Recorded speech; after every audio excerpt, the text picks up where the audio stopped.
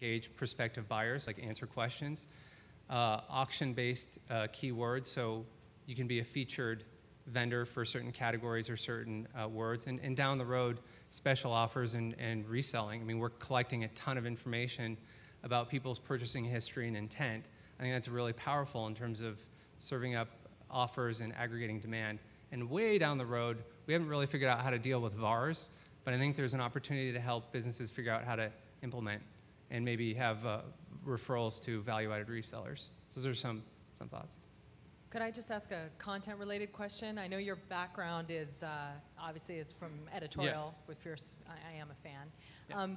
Yeah. When I think about user-generated content in terms of reviews, Yelp, for example, what do you do to reconcile the data? I mean, people don't always call things the same things. You know, is there an editorial component? Is there a cleaning up of the data?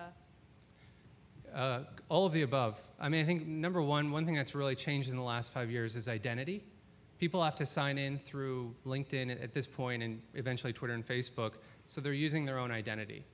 So I think that's one first barrier, and people care. And one thing we've learned is that, speaking of identity, there's an identity component of what people use in their business, and people actually care how they present themselves. They want to look smart, by and large.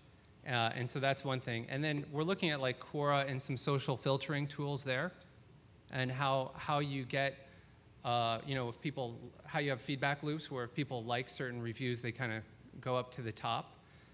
We also are filtering based on people in your social network, so that you can more easily see the reviews and recommendations or profiles of people that you already know and trust. So that also solves that problem. And one thing we haven't really thought through is the role of like editorial content in the product. Certainly for SEO, there's a role there.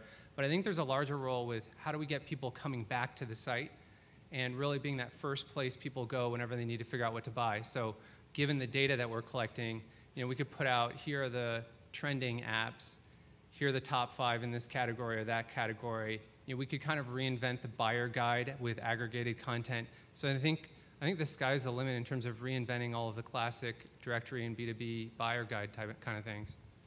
So one other thing, there are a lot of industries in which you're not allowed to appear to endorse a vendor.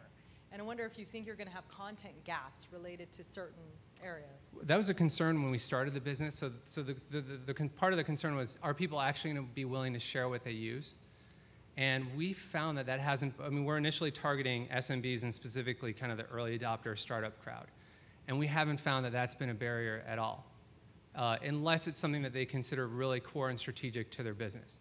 So I don't think any of you would mind your competitors knowing what accounting system you use, right?